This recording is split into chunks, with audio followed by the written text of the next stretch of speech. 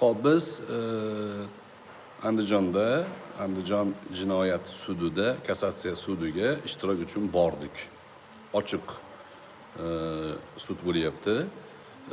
Aytganim tasodif deganim, o'zi meni rosa taklif qilishgan edi. Keling, ba'zi advokatlar o'sha ba'zi o'zimizga tanish do'stlarimiz, siz keling, sudni yoriting.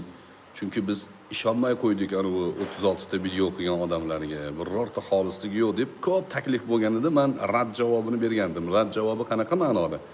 Imkoniyatim yo'q, vaqtim yo'q. İşlerim bor, safarlarim bor degan ma'noda. Va to'satdan Allohning tavfiqi bilan sud kuni Andijonda bo'ladigan bo'lib qoldim.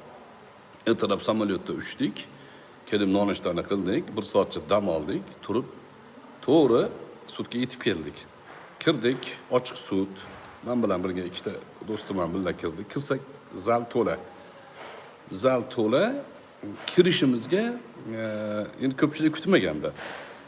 Xalqimiz bizga nisbatan yaxshi munosabatda hurmat qiladi. Kirishimizga mehmon do'stlikka kelgandek to'rga o'tkazishdi. To'rda o'sha birinchi qatorda anaqa o'tiribdi, o'sha direktor o'tiribdi, soliqchi o'tiribdi, yonida yana bir kishi, bu yoqda bitta amaki o'tirgan ekan, uni yonida bir kishi o'rnidan turib meni oldinga keling deyishdi. Hamma turib kelib o'sha o'tkazishdi. Sud zalida hamma qo'lini ko'tarib, "Qora aka bir duo qiling" deyishdi. Ajoyib g'alati bo'ldi endi. Duo qildik, Alloh adolatni qoyim qilsin.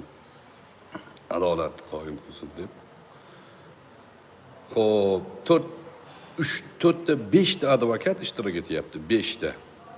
Menimcha 2 ta yoki 3 tasi Akmal degan, Akmal Hajjayevmi degan начальник militsiya advokatlari, 2 tasi Rasulov degan ikkinchi o'sha militsiyani начальник militsiyani zami o'rinbosarini advokat. Advokatlar jamoasi yuridik saviyasi zo'r. Yuridik saviyada. Alaykum salom. Hocam nasılsın? Yuridik saviyasi zo'r. Hammasi iltimosnomalarini kirgizyapti, qo'shimcha surishtiruv, qo'shimcha tergovga iltimosnomalar va bir qancha narsalarni taklif qilishyapti, tavsiya qilishyapti. Iltimosnomalarni qabul qilib bo'lgandan keyin sud jarayoni boshlandi. Endi sud tarkibida 3 ta sudya, asosiy 2 ta yordamchi sudya ishtirok etyapti. Ularni ham madaniyati o'ta yuksak darajada, haqiqiy o'zbekona, haqiqiy saviyali o'z sohasini ustasi ekanlari ko'rinib turibdi. Majlisni boshqarishyapti. Sudya majlisni qo'ldan boy bermaslik kerak, ya'ni boshqarish kerak. Eng zo'r sudya majlisga aralashmasdan boshqargan sudya. Mana shu sifatlarni ko'rish mumkin. Sudyalar zo'r. Prokuror ishtirok etyapti. Prokurorning yonida yana bir kishi kirib keldi formada. U kishi faqat kuzatuv uchun keldi dedi. Prokuror orada aytib ketdi. U ishga aloqasi yo'q. Faqat kuzatish uchun, ochiq sud bo'lgani uchun kirib kuzatyapti. Shu bilan yordamchi sudya anaqani oldingi sud qarorini o'qib berdi. Sudga ko'ra o'sha 2 ta ichki ishlar xodimi qamalgani va uni sabablari 141-modda, 230-mi shunaqa modda. Xullas bular hamma moddalar bilan ularni 4 yil atrofida qamalgani to'g'risidagi qarorni o'qib berdi. Qamalish sabablarida birorta chiziq yo'q. Militsiya xodimlari direktor xotinni yoki soliqchini majburlab urgani isbotlangani yo'q. Ular noqonuniy bostirib borgan degan ayblovlar, ya'ni tezkor anaqani hujjatlar to'g'ri to'ldirilmagan, shunga o'xshagan ayblar bilan aybdor topilgan. Va biz ijtimoiy tarmoqlarda ko'rdikki, bu narsalar berkitildi. O'sha Sirojiddin Media deysizmi, Otabek Jo'rayevmi, Otabek boshqalarimi, xullas bu mavzuni yoritganlar mana shu narsalarni aytishgani yo'q. Ana shu uchun ham biz bu masala xolis bo'lsin, hammani o'rtasida bo'lsin deb taklif bilan chiqqan edik. Mana o'zimiz ham qatnashdik, sizlarni bo'lgan hodisalar bilan ya'ni bilgilantirmoqdamiz. Hop, sudya buni eshitgandan keyin taklif, ya'ni iltimosnomalarni ba'zilarini qisman qabul qildi. Sud jarayoni video syomka bilan zapis qilishligini iltimos qildi, qisman qabul qildi, zapisga ruxsat berdi, video syomkaga emas. Yana nimalar? Qisqaroq shu. Ana undan keyin boshlandi. Direktor ayolni chiqib bo'lgan hodisani qisqacha tushuntirmang dedi. Ayol chiqib tushuntirib berdi. Xo'p. Direktor ayol chiqib aytdi, meni dedi, turmush o'rtog'im avariya bo'lgan edi. Bir marta operatsiya qildirdik. Ikkinchi operatsiyaga pul muammosi bo'ldi. Pul qidirishni boshladim. Pul qidirib dedi, o'sha eskidan tanishim bo'lgan Abdurahmonovmi nima edi xullas, soliqchiga telefon qildim. Keyin u bilan o'sha hokimiyatni binosining oldida ko'rishdik. U shoshilib turgan ekan. Shoshilib turganligi uchun meni dedi, tezroq ayting dedi. Men endi uyga ketayotgan ekan, mashinasiga o'tirib oldim. To yo'l yo'lakay aytaman deb, eskidan tanishman dedi. Abdurahmonov bilan yo'l yo'lakay ketdik dedi. Yo'lda ham ayta olmadim dedi. Pulni. Keyin uyga kelgandan keyin uy ichkarisiga kirdik dedi. Ichkarisiga kirgandan keyin oshxonada o'tirib gaplashib turdik dedi. To'satdan ko'chadan tapir-tupur boshlanib qoldi. Keyin Abdurahmonov ko'chada bolalar ko'pda o'ynayapti shekilli deb turdi. Keyin kirib kelishib, falonchi nomlari esimda yo'q ana bu xodimlar. Falonchi dedi kelib qonimga tepdi dedi, 1,5 metr sakrab ketgan aytmadi. Qonimga tepdi dedi. Sochimdan ushlab tortdi dedi. Bu yoqqa deb tepadan kimdir qichqirdi dedi. Ikkinchi qavatga sudrab olib chiqishdi dedi. Olib chiqishib, o'sha yerda keyin meni tepada tepdi dedi shekilli. Tepganda men karaxt bo'lib qoldim. O'sha paytda yechintirib tashlashdi meni dedi. Yechintirib, qimillamay qoldim dedi. Keyin soliqchi ham o'sha yerda edi dedi. Keyin ular qaytaga tushib ketishdi pastga tushib ketishib, yana qaytadan kirishdi. Go'yoki biz shunaqa ishlarni qilayotgandek sahna yaratishdi. Ko'rib turibsiz, videoda hammasi isboti bor, undan dedi. Endi bir narsani e'tirof qilish kerak. Direktorni ya'ni keskin gapirishligi ko'pchilikka masalan xavotir uyg'otadi. Bunga qarshi gapiraman degan ba'zi masalan advokatlar ba'zi o'rinda tutilib qolyapti. Nimaga keskin gapiryapti? Ayolda keskin suhbat ritorikasi bor. Buni ritorika deydi. Inson o'zini ya'ni haqligini isbotlash uchun jumlalardan to'g'ri foydalana oladi. Haqmi, nohaqmi u muhim emas. Ya'ni ritorika qila oladi, safsata qila oladi. Men bu safsata qilyapti demoqchi emasman. Bu ritorika bu. Keyin nima bo'ldi? Ana undan keyin ichki ishlar kelib majburladi. Sen dedi buni meni zo'rlayapti deb majburlab yozib berasan dedi. Yozmayman dedim. Keyin ichki ishlarga olib borishdi. Erim olib kelishdi. Erim kasal dedi menimcha. Eri ham kelgan ekan shu anaqaga. Ichki ishlarga. O'sha joyda soat 5 da kirib bordik, 4 da chiqib ketdim dedi. Ular xohlagan narsani yozib berdim dedi. Asosiy uyushtirgan Akmal ekan dedi. Akmal Hajjayev ekan. Начальник militsiya oxirida bildim dedi. Xullas mana shu qisqaroq shuni esimga kelgancha gapirdim.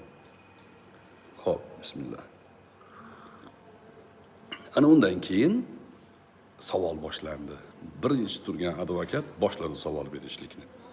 Xo'p, sizga pul rosa zarur ekan. Ya'ni xalqimiz ko'p so'rayotgan savollarni beryapti. Chunki ijtimoiy tarmoqda juda rezonans bo'lgan bilasizlar. Pul kerak ekan. Nima uchun hokimiyatda oldida olmadingiz? Nima uchun boshqa joyda emas? Nima uchun aynan hech kim yo'q xonadonga kirib, uyi ichiga kirib, uyi ichida olyapsiz? Nimaga? Desa men bunga javob berdim. Vaqti yo'q ekan, shoshilib turgan ekan. O'shaning uchun keldik. Men endi oldindan tanishman, shu keldim, uy ichiga kirib oldim. Ha, bo'pti dedi. Ikkinchi savol. Savollarning tartibi o'zgarishi mumkin, lekin sizga bo'lgan narsani aytib beraman. Ko'zim ko'rganini. Ikkinchi savol. Xo'p. Sizlar anaqaga kirganinglarda uyga kirganinglarda uyni eshigini qulflaganmisizlar yo'qmi dedi. Qulflaganmisizlar yo'qmi? Uni bilmayman dedi. Bo'pti, keyingi savol.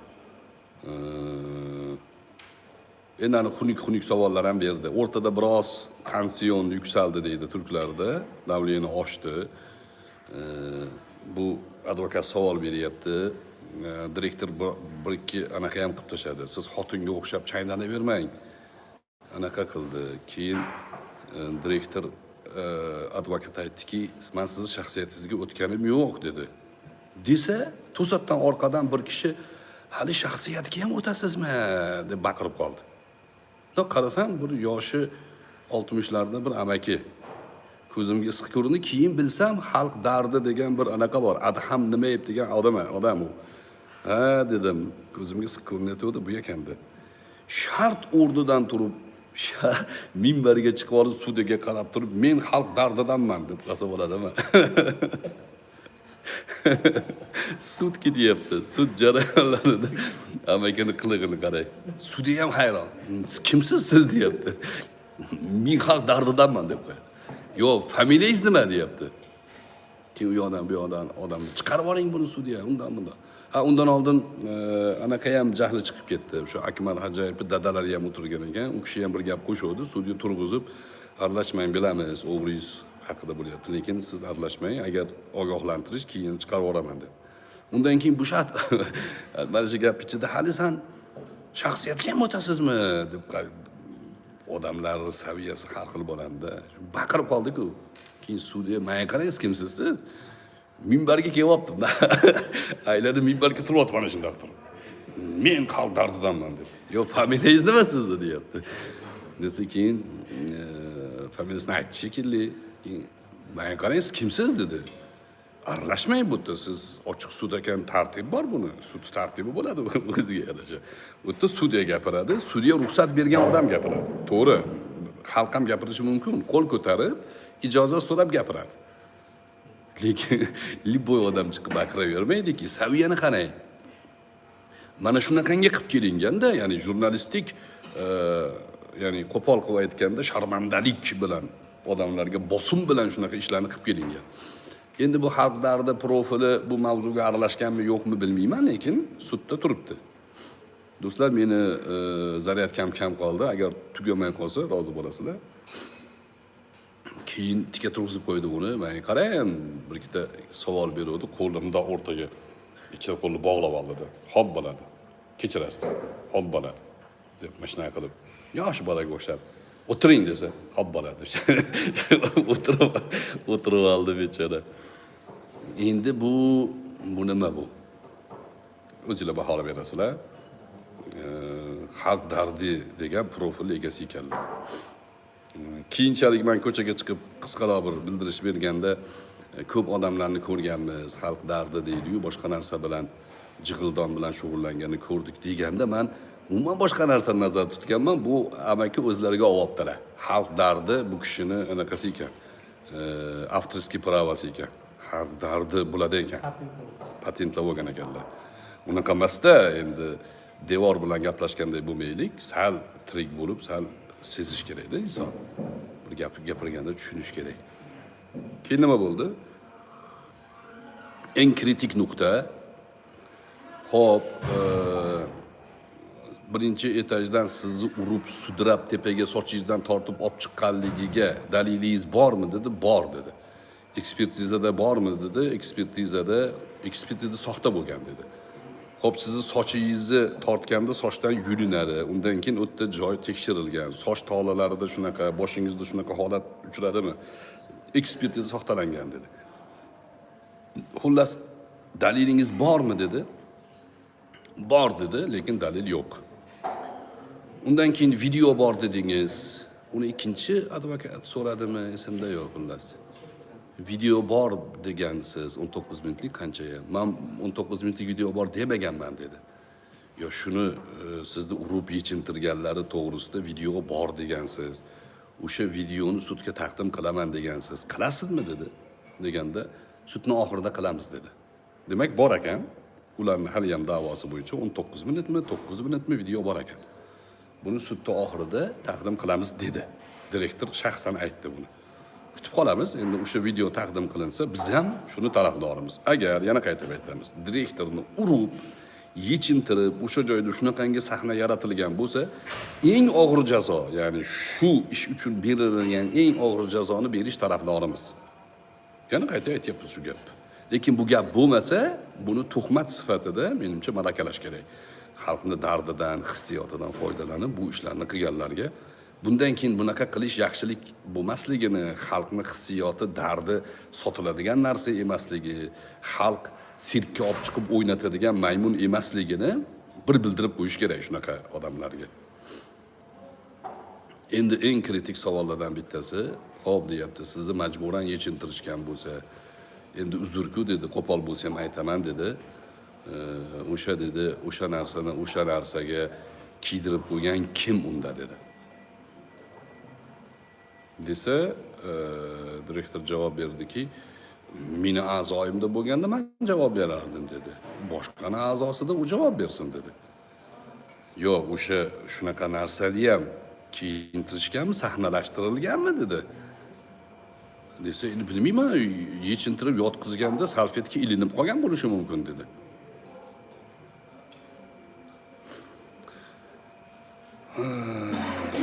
Shunaqa dedi. Xo'p. Keyin nima bo'ldi? Xullas mana shu shaklda davom etdi. Birinchi advokat savollarni deyarli berdi, ikkinchi advokatga o'tdi. Ikkinchi advokat ham ekspertiza haqida so'radi. Ekspertizada sizni jarohatingiz isbotlanmagan, ekspertiza sizga bo'ldi. Alaykum assalom. Hojam nasılsın? Ekspertiza sizni kaltaklangan deb bermagan, undan dedi. Ular ekspertiza soxtalashtirilgan, tekshiruv ketyapti, uni qiladi, undan dedi. Keyingi advokatga o'tganda menimcha 2-3tasi berdi, 4-siga o'tganda meniki sal ko'proq dedi. Agar ko'proq savol beraman, cho'zaveramiz sud majlisini desangiz, unda berayin. Bo'lmasa tanaffus qilsak, tanaffusdan keyin bersam dedi. Sud emas, taxtlashamiz dedi. Keyin tanaffus berishdi. Sud qisqaroq shundan iborat. Endi buni xohlagan joydan kesib, bemalol tarqataverasizlar. Shu joyda bir narsa aytib qo'yay. Meni suhbatlarimdan qayerdagi bir troll profillar, ateist, islamofob profillar, Dilnurga o'xshagan odamlar foydalanayotgan bo'lsa, men ular tarafdaman degan emas. Esdan chiqarmanglar. Bu voqea, bu hodisa asli noto'g'ri ekanligini ijtimoiy tarmoqda Abror Muxtor Ali aytdi birinchi bo'lib. Endi kim bundan foydalanib nimadir gapirayotgan bo'lsa, u men taraf degan emas. Yana qanaqadir youtuberlar chiqib har xil gaplarni gapirib, og'zi shaloq gaplarni gapirishyapti. Men ular tarafda emasman. Men xalq tarafidaman. Xalqimiz to'g'ri masaladan xabardor bo'lsin. Mavzu shu. Tashqariga chiqdik. Endi xalq Alloh rozi bo'lsin, ko'pchilik bizni hurmat qiladi. Ko'pchilik rasmga tushib, anaqa qildi. Haligi xalq dardi profili o chekkada turibdi. Hech kim so'rashmayapti bechora bilan.